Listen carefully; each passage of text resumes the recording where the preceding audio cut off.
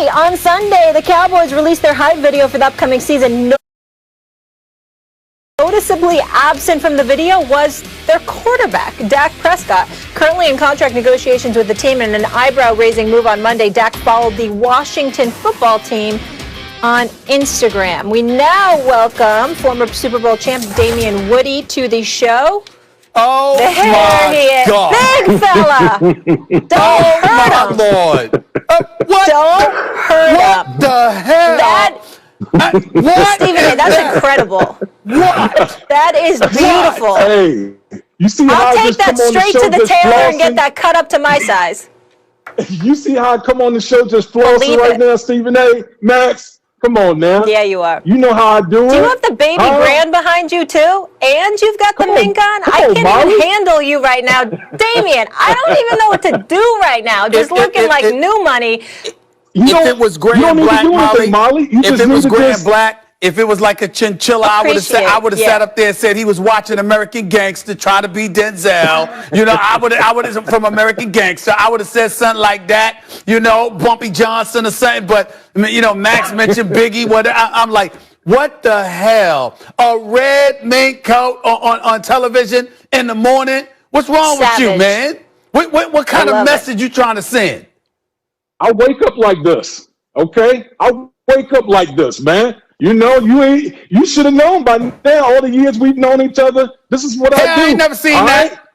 I ain't never seen that. The lineup's crispy, too. He's got the white tee, the crispy lineup. All I need to see is the jeans and the Timbs, and then we're just ready to go to the club and get some bottle service. Damien, I try to tell him. I'm going to make him a part of my Project Runway, my Concrete Runway segment on my show later on this afternoon. How not to dress. What the hell is that under it? I mean, Lord. White tee, you know what it is. White tee, Timbs, the mink, maybe a chain. About this whole thing. Fresh to death. All right.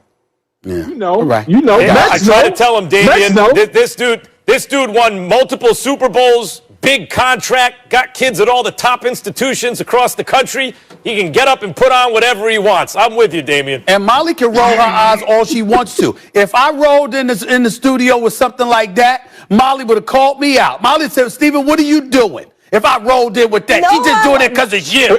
And she would not have tolerated me wearing that. Molly would have lost her mind. I appreciate a solid fur. Because you know why? Because can't everybody do this? Can't everybody pull this off, Stephen A? Man, let's talk football, man. Let's talk football, man. Come on now. Stephen A, you're more of the trench type. You know better. Stephen A's a little more conservative, not as flashy. All right, okay. All right, fellas. Speaking of flashy, let's talk about the Dallas Cowboys, because obviously this situation is looking a little messy, even more so now with Dak and the contract negotiations. They seem to be very far apart. Adam Schefter was reporting that. Stephen A., which team do you think should really try to pry away Dak from the Cowboys?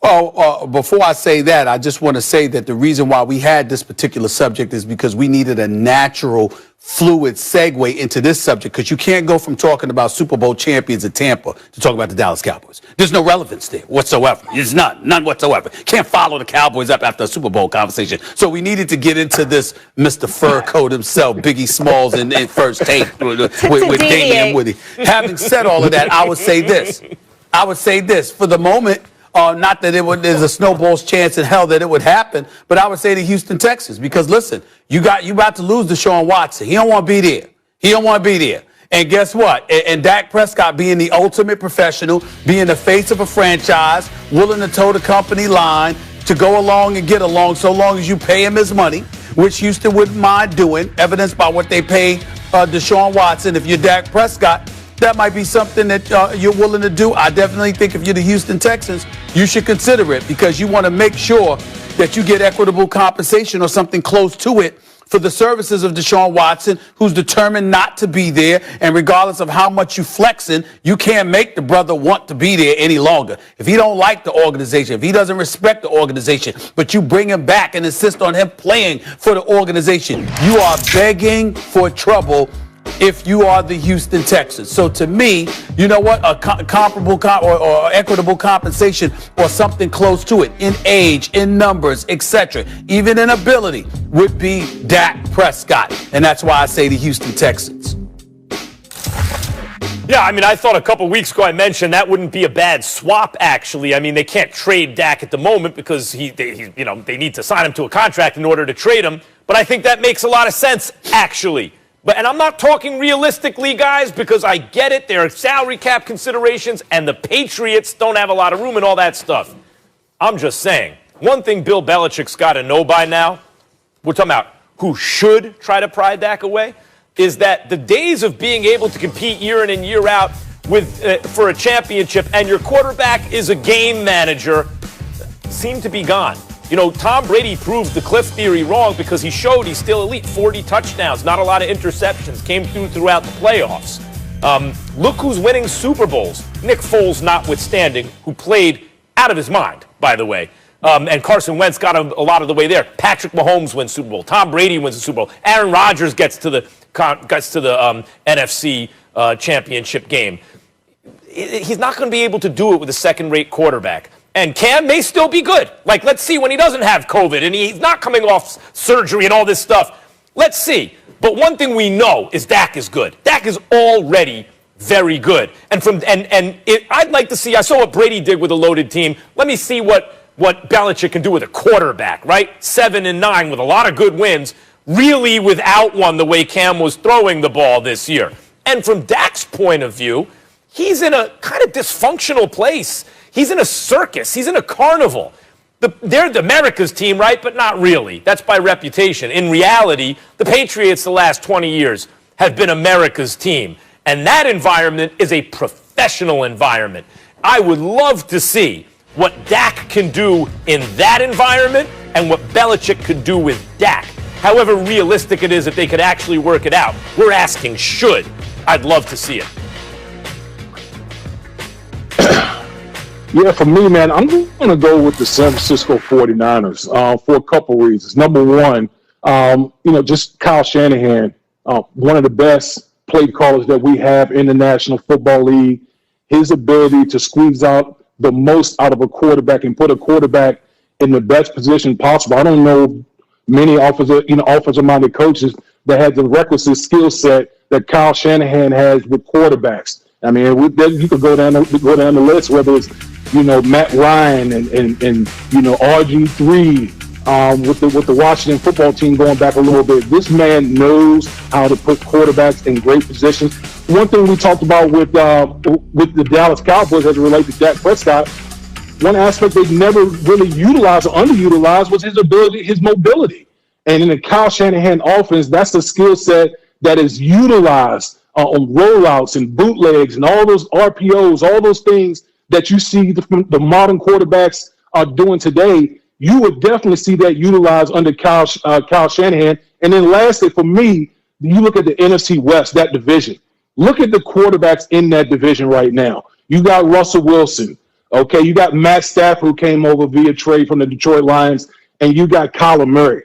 Okay, the one thing you look at, Jimmy G was good, but he's not good enough to elevate the San Francisco 49ers to that level where we think, oh, they're a Super Bowl contender. You put Dak Prescott in that offense with Kyle Shanahan and the pieces that they have offensively, now we're talking about the San Francisco 49ers legitimately being one of those top teams in the NFC conference. Yeah, I agree with that. I mean, Deshaun Watson gets to San Francisco, and you talking about Nick Bosa getting back. You talking about Deebo Samuel being healthy. Mm-hmm. You talking about Monster and those crew and their running back crew getting together with Kyle Shanahan calling plays. I definitely think their defense is going to be back on top. Although I would tell you, losing Bruckner in the offseason after the Super Bowl, and I think, where did he go? Indy? If I remember correctly, he went to Indianapolis. Yeah, he's in Indianapolis. That was a tremendous loss. They should not have messed with that front four at all. They should have made sure they kept them brothers intact to make sure their defense remained as ferocious as it was. Now, they were still good this past year, despite their troubles. But still in all, if you had left them intact and Bosa had never gotten injured, the 49ers are monsters, no question about it. So Deshaun Watson going there is a gimme. I just don't think that equitable compensation would include Jimmy Garoppolo. I don't think Garoppolo is in his class. I think Dak Prescott is. That's the difference. No, Garoppolo has been in a Super Bowl pretty recently, one healthy. The one thing about Because of that Garoppolo defense. is if you look at his team's records with him and without him, they are markedly different. He wins. He almost never loses when, they almost never lose when they have him, and they almost never win when they don't. So I think maybe that a lot of that is Shanahan, and before that he had Belichick and McDaniels. I get that. But I think Jimmy Garoppolo's stock is a little bit low now. Maybe not the time to sell on him. All right. One other thing I want to get into, by the way, I didn't mention this. I'm very observant, Damian Woody, if you didn't know that. Is that a Michelangelo also behind you? Yes, I think it is. I mean, I don't even know. I can't tell all my secrets, Molly. I mean, I would think I have good taste. The artwork too? Cool. Can I come with your house? Wife. I mean, unreal. That's the wife. All right. I mean, come on now. That's not it is, but still, it's solid. Yeah, there's just a lot happening in this single shot. There's just a lot of money right there. That's what All you right, were supposed to say. Another quarterback topic I want to get to. The latest news out of Houston is that former Texan team president Jamie Roots has resigned after 20 years with the organization. This is the latest shakeup in an offseason that has seen the hiring of a new GM and new head coach. Max, I'll start with you. Do you think Deshaun Watson should be worried about his situation with the Texans now? We know he wants out, but possibly that it might not happen. Not yet. There's earlier in the show, the Le'Veon Bell situation where an owner wants to make a point because basically ownership, including the commissioner, like the league, wants to show players, stay in your lane. But we've seen player movement here. By the way, Tom Brady, first of all, got someone shipped out of town and then chose a new destination. Deshaun Watson seeing this. I think what's happening in the NFL is because of all the rules changes favoring the quarterback. Elite quarterbacks, not just any quarterback, but elite quarterbacks who really make a difference have the kind of leverage now because they have such an effect on the fortunes of a franchise that NBA stars have. They've never had it until this point, but I think they do now. Brady just showed it. Deshaun Watson, Russell Wilson's starting to make some noise. Guys who can really affect the fortunes of the team. It's going to be hard to keep them if they don't want to stay. And considering Adam Schefter last week said 18 is the over-under. 18 for teams with new quarterbacks, and he'd take the over? It's hard to, the musical chairs has just barely begun. And I don't think Deshaun Watson's going to be left without a seat. I don't trust the Houston Texans.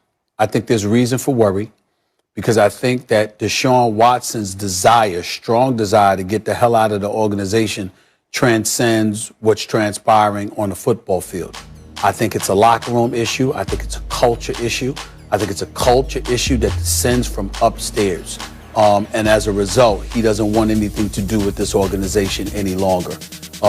He's had multiple reasons. He could have complained about Bill O'Brien. He could have complained about Romeo Crennel. He could have complained about DeAndre Hopkins. He could have complained about a lot of different things that may have transpired that he did not like. But the timing of this speaks volumes. And you could say that the last straw was DeAndre Hopkins and him finding out about it, but not from the organization, at least immediately upon DeAndre Hopkins being traded. You can bring up all of those things. But the reality is that the way he is acting and how dark and silent he has gone, I think it speaks to something that has transpired between him and the organization, how he has been treated.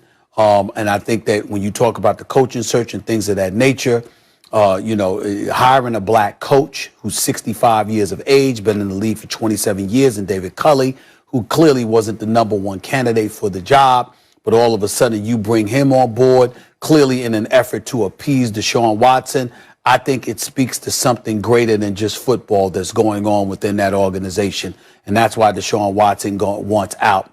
And to me, any organization that will cause those kind of problems, it wouldn't surprise me at all if they're truculent and defiant enough to say, to hell with what you want. We run this show and we're not going to capitulate to your demands. I think that's entirely plausible. I don't think it'll last, but I definitely think that's the position that they're taking right now.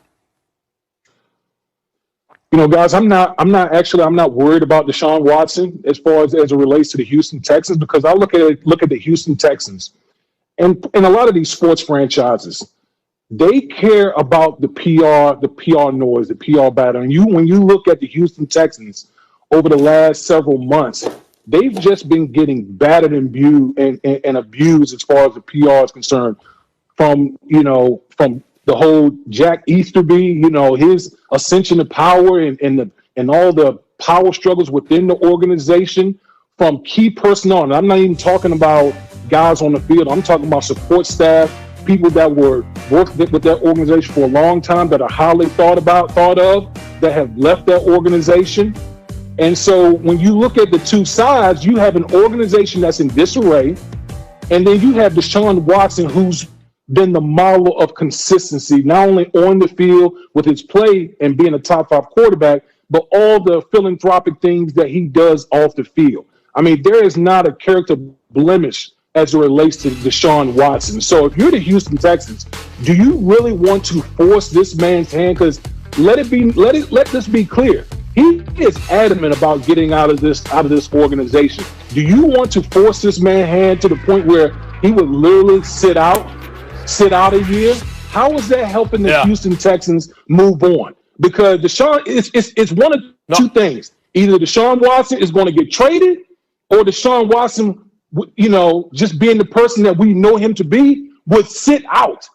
He would sit out because this is a dude that has principles. He would sit out a whole year rather than go play for the Houston Texans. Real quick, Stephen A., and then I'll throw it to you to close it out. Let me just say, I think what the Texans are doing right now is it's a little bit of a James Harden situation we saw with the Rockets. But I think what the Texans are doing is Deshaun goes public. Hey, I want out. Now teams aren't going to make their best offer because he's got to be traded. So the Texans are sitting there. Stafford is 2 firsts and a third with Goff. We want 3 firsts at least for Deshaun. And I think what they're doing now is posturing so that they'll get the best offer from other teams, Stephen A. Yeah, I don't disagree.